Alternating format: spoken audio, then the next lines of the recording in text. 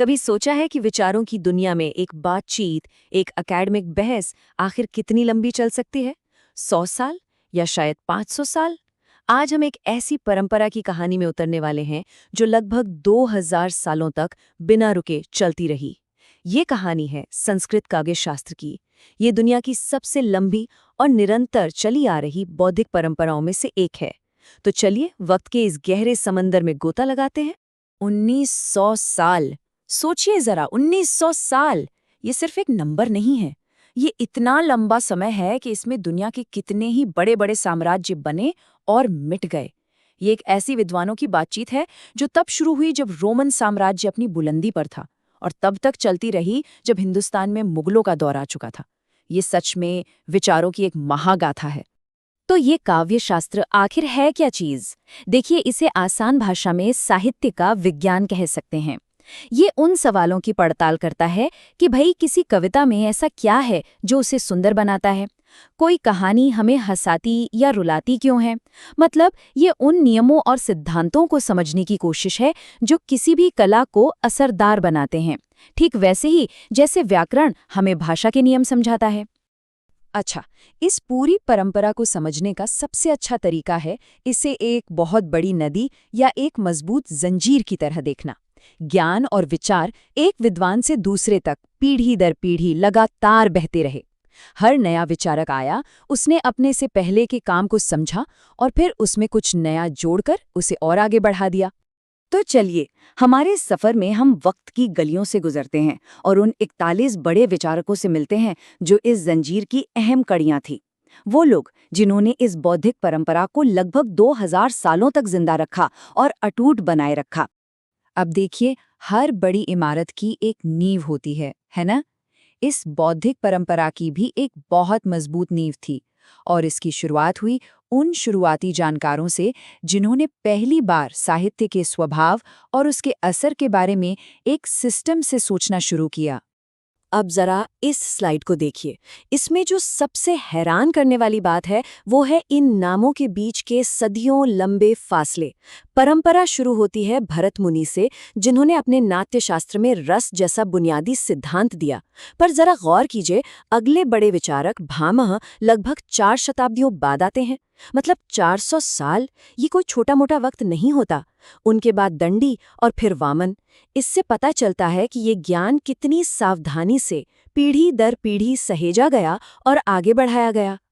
एक बार जब नींव पड़ गई, तो फिर एक ऐसा दौर आया जब इस फील्ड में जैसे विचारों का एक धमाका सा हो गया।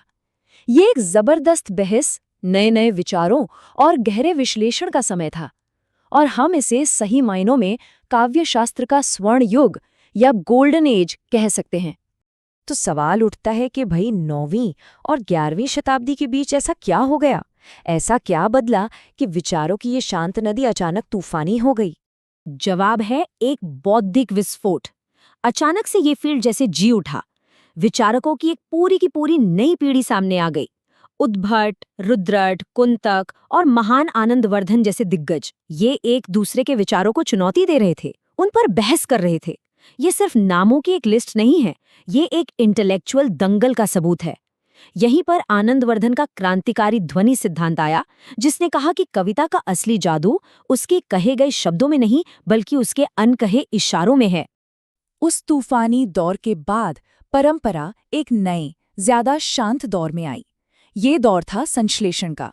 मतलब अब विद्वानों ने पिछले युग के बिखरे हुए विशाल ज्ञान को एक जगह इकट्ठा करना, उसे व्यवस्थित करना और उस पर अपनी समझ लिखना शुरू किया।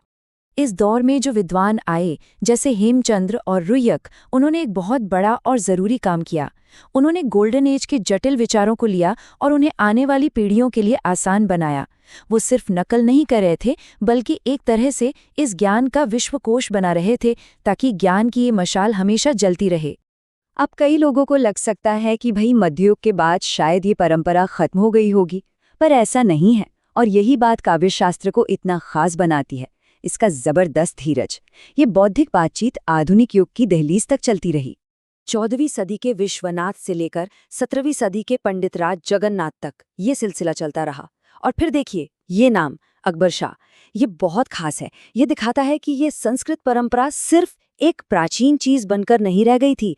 ये मुगल काल में भी इतनी जिंदा और प्रासंगिक थी कि मुस्लिम विद्वान भी इसमें अपना योगदान दे रहे थे। ये विचारों के एक अद्भुत संगम की मिसाल है।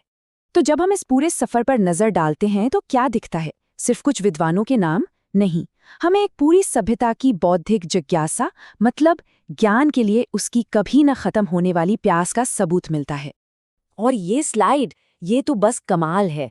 एक तरफ हैं भरत मुनि, जहां से सब शुरू हुआ, और दूसरी तरफ लगभग 1900 साल बाद अकबर शाह। ये एक तस्वीर ही इस परंपरा की लंबाई और इसकी ताकत को बयां करने के लिए काफी है। तो इसका मतलब क्या है? इसका सबसे बड़ा मतलब ये है कि ये जो अटूट श्रृंखला है, ये दिखाती है कि हमारे समाज में कहानियों और कविताओं को समझने की कितनी गहरी इच्छा हमेशा से रही है। ये इस विश्वास का सबूत है कि कला को समझना भी उतना ही जरूरी है जितना कि कला को बनाना। और ये हमें एक आखिरी सवाल पर लाके छोड़ देता है।